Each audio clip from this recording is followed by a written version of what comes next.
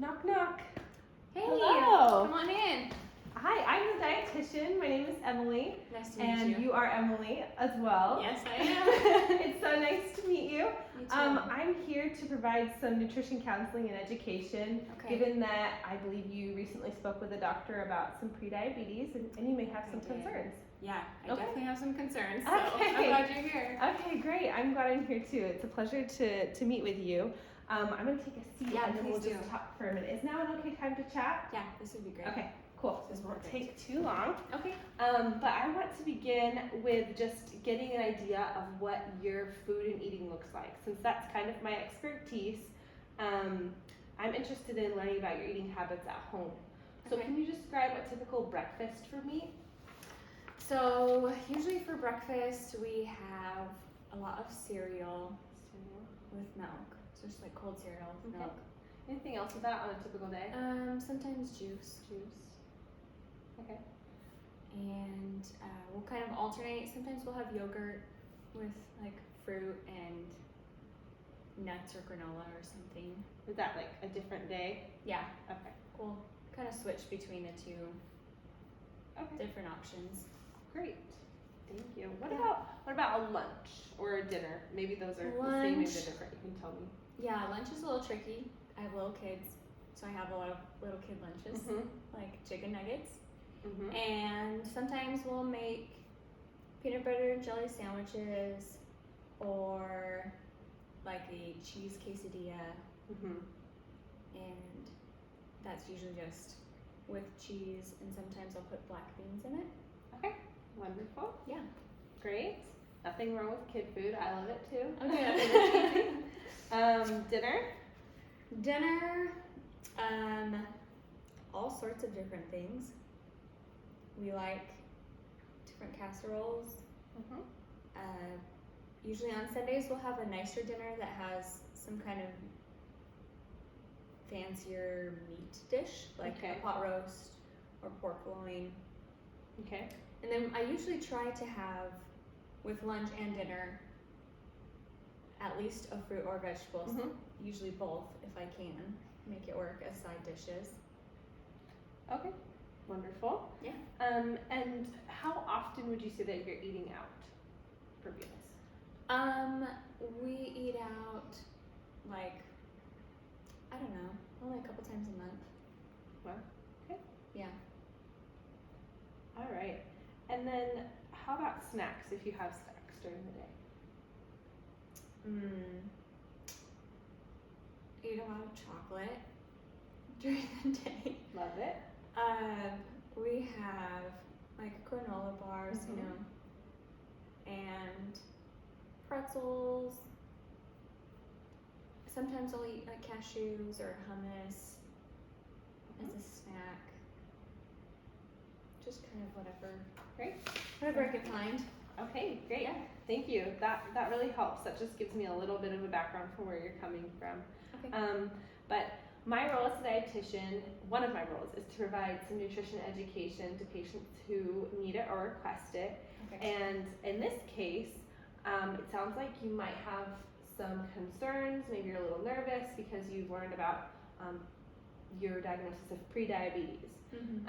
And so prediabetes is something that we can address with nutrition, partially. Okay. And so we need to talk about prediabetes nutrition. Yeah, that would be great. So I provided you with a handout, which Mhm. you'll see there in front of you, and I just wanted to take a moment to review it with you. Okay. So it's about managing type 2 diabetes, which you do not have, but prediabetes can turn into type 2 diabetes if it worsens. Okay. Yeah. So, but the same recommendations and ideas that are in that handout apply to prediabetes as well as type 2. Okay. So you'll see that it says, remember to stay fed. Yes. And FED is just an acronym that I came up with.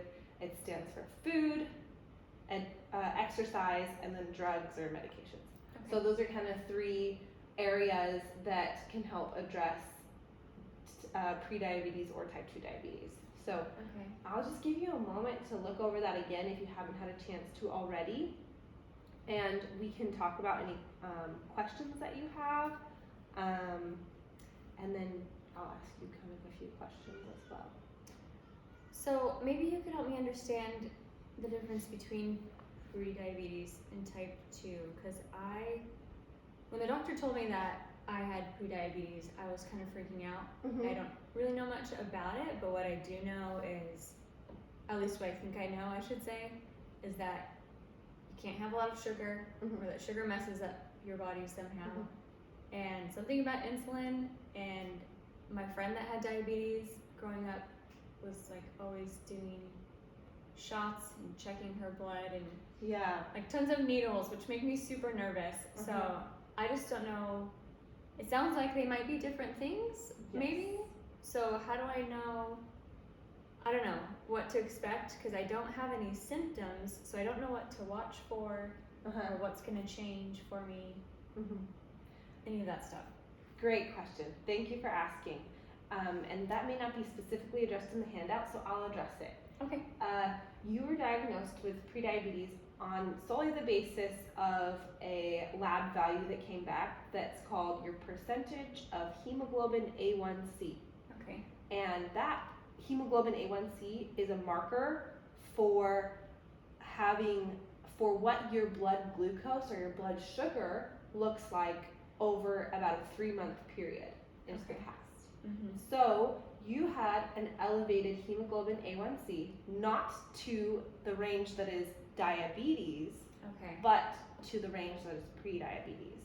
So to give you an idea, hemoglobin A1C should be less than 5.7%. It's just a value that comes in percents. Okay. And if you have more questions about that, we can talk about it. But pretty much 5.7% and lower, or sorry, below 5.7% is where a normal level is. Yours was at 6.2%. Okay. And diabetes is diagnosed at 6.5%. So close. Kind Yeah, of close. yeah, you're kind of in the middle of that pre-diabetes range, which is 5.7 to 6.5, sorry. Okay. And you're at 6.2. So we want to keep that number from going any higher, and we actually want to decrease it by controlling your blood glucose within a normal range, because that marker is telling us your hemoglobin A1C was elevated above a normal range for an extended period of time. So does that mean that I have too much sugar in my blood, basically? Excellent. Great understanding. Yes, you have historically had higher blood glucose than what we want. Okay. And that's a problem because over time, elevated blood glucose causes a variety of problems, including insulin resistance, Okay. which means your cells can't use sugar like they should, Gotcha. and they kind of starve, and that's diabetes. Okay. So if your blood sugar stays too high more into the, continuing forward, then you could develop diabetes. So what we're going to do is talk about how to keep that blood sugar in a normal range and not elevated. Okay. Okay? Yeah. Great. Sounds great. Excellent. So you see there that there's some food and exercise and drug recommendations. Mm-hmm. Are you doing anything already that falls within one of those categories? Have you tried to do anything with your food or exercise, or taking any medications maybe that your doctor has prescribed for prediabetes? I haven't started any yet. I know that my doctor mentioned a few options, and I just wanted to get some more information Mm-hmm. from you before I decided to go forward with any medication, just to see, if this was something, how serious it was, I guess, and what Mm-hmm. really I was dealing with. So I haven't started any medication. Okay. I do exercise, but not a lot. About how much would you say you exercise? Probably only like 30 minutes a week. Mm-hmm. So really low exercise. It sounds like I might need a lot more. Mm-hmm. If it's 150 a week is the recommendation. Mhm. Is that for everybody Yeah. usually? Okay. Okay. Yeah. Excellent. I mean, it's great that you already have some exercise incorporated into your life. I want to reinforce that that's a good habit you already have kind of started, Okay. and maybe we can expand on that. Okay. And then as far as the medications go, for specifics, about medications, I would definitely talk to your physician. We can talk once you kind of pick a medication or your doctor chooses a medication and recommends one. We can talk about how food might interact with the medication, or how you could change your diet if you have certain symptoms or side effects from the medication. Okay. One that your doctor may recommend, which is very common, is called metformin, and we'll talk about that if you end up having any nausea or GI issues from taking that. It's not super common, but some patients do have that problem. And that's a pretty standard one that Yeah. the doctor would probably start me on. Yeah, but again, I recommend you talk to your doctor about those medications. Okay. Okay. So, what questions or concerns do you have for me based on what we talked about so far and that handout? I guess 2 questions. First one is, are there certain types of exercise that would be better for me? You know, I know there's like cardio and strength building exercises and different things. So are there different types that are going to be better for my insulin sensitivity and trying to keep that level down? That's a good question. Though the exercise is included as well as the medication on that handout, my expertise is going to be in the food. However, what we typically recommend for someone that's trying to start exercising more regularly is do what you enjoy, and what will get you out there, because just increasing the amount of exercise, a combination of cardio and strength training of course would be great, but what will get you out there is great. If that needs to start by with you walking your dog every day, that's excellent, and then we'll go from there. Okay. So what works for you? Okay, great. But there are also certain specialists that I can point you to if you'd like specifics about exercise physiology or physical therapy or anything like that. Yeah, or even someone that maybe can help me figure out like a plan. Yeah, or a trainer. Exercise plan. Yep, definitely. Okay. Food wise,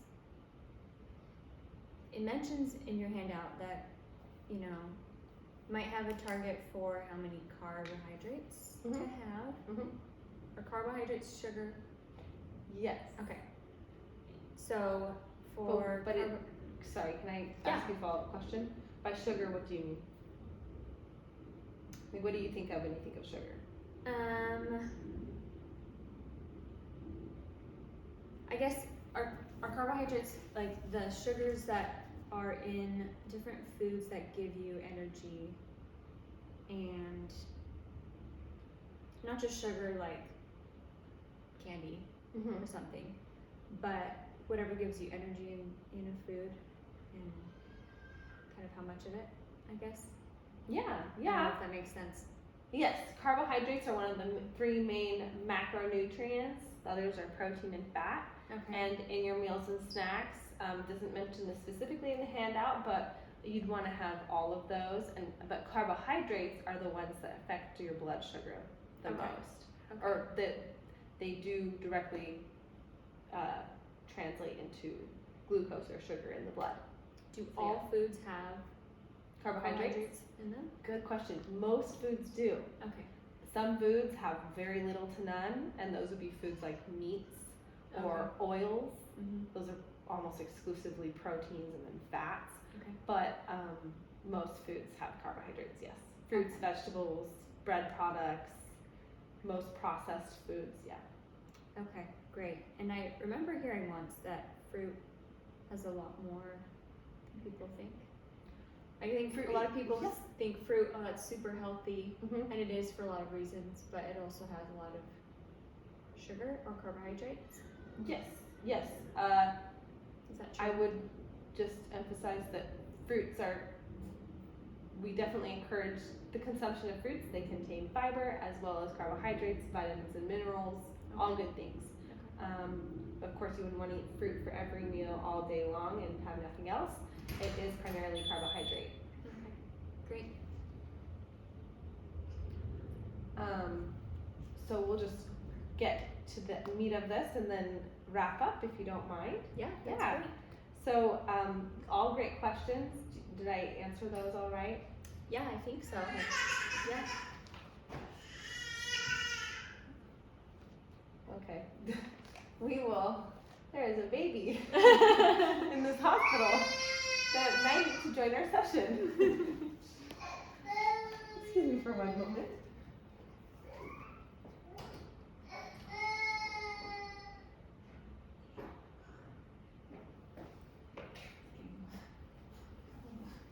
Oh, look at this baby that I found. She's so cute. She must be a dietitian too.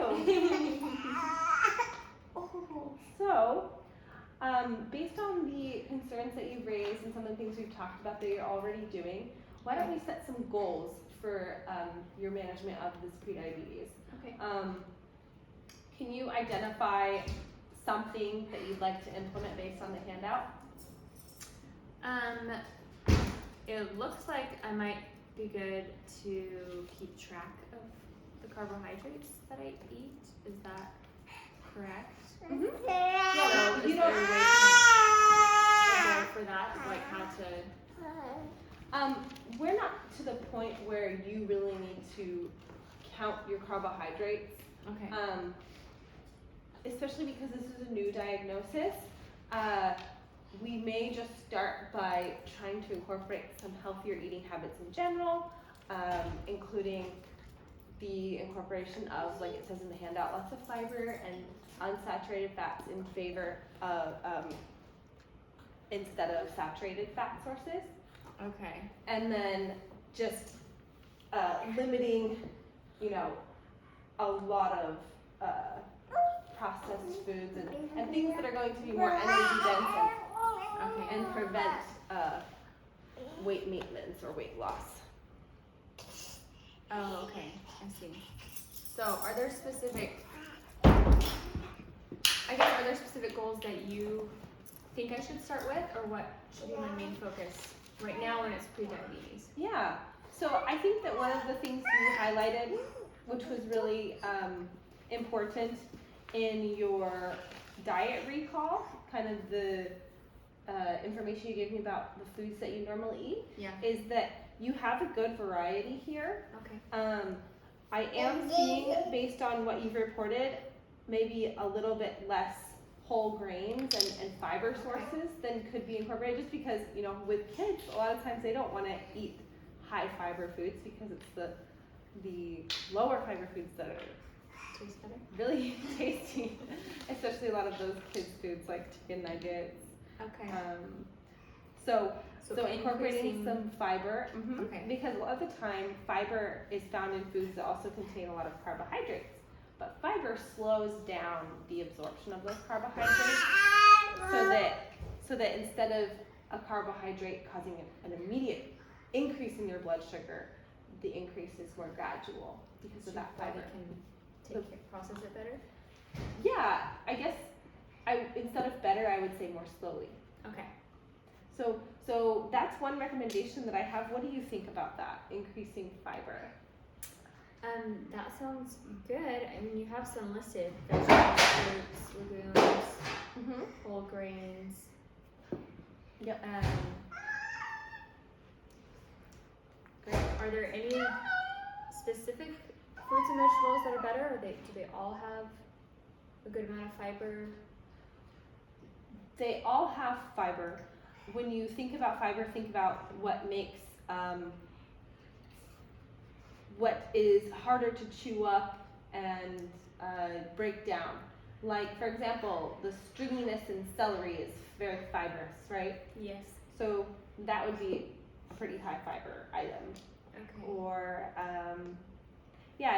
it's kind of the we call it roughage.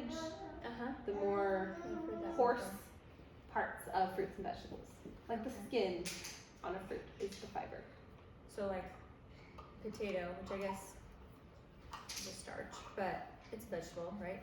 There's some fiber in there. Keeping the skins on Would increase instead of peeling it. Yeah, exactly. Kind of a Excellent. thing. Yeah. So to make a specific goal, what's a specific goal that we could create based on fiber intake? Fiber intake, let's see. Well, I know my husband really likes cream of wheat. Is that a good whole grain that we could incorporate into our breakfast? Yeah, as long as it says on the package that it's made with whole grain wheat, which usually it is, I believe. Yeah. So yeah, cream of wheat. And so how about cream of wheat instead of cold cereal? Mm-hmm. Say your favorite cereal is normally Captain Crunch. Cream of wheat in place of Captain Crunch for breakfast. Yeah. How many times a week? 3. 3 times a week? Yeah. For how many weeks? Or until we follow up again, maybe? Yeah, usually like 6 weeks. Is that a good follow-up time? Or do you do more frequently? It's kind of whatever you prefer. Let's say 6 weeks. Okay, so 6 weeks. So then I'm going to just put that goal all together. Your goal that you've come up with is to increase fiber intake by substituting low fiber cereal for cream of wheat cereal 3 days a week for the next 6 weeks. Okay. Does that sound good? Yeah. Okay. That sounds great. Do you foresee any challenges or things that could get in the way of you fulfilling that goal or accomplishing it? I think the biggest challenge that comes to mind is kids and their schedules. Mornings don't usually go the way you plan. Yeah. For little children, and we're trying to get my son off to school, and so sometimes it's chaotic and it's easier to just throw a bowl of cereal together than take the time to make cream of wheat. Yes. Because, whatever has happened all morning has thrown off my plans, and I don't have time to make a nice breakfast. That's my biggest worry, I think. Very wise of you to see that happening, because yes, that definitely sounds realistic. Yeah. So let's talk about some support that you might be able to get to help with that obstacle.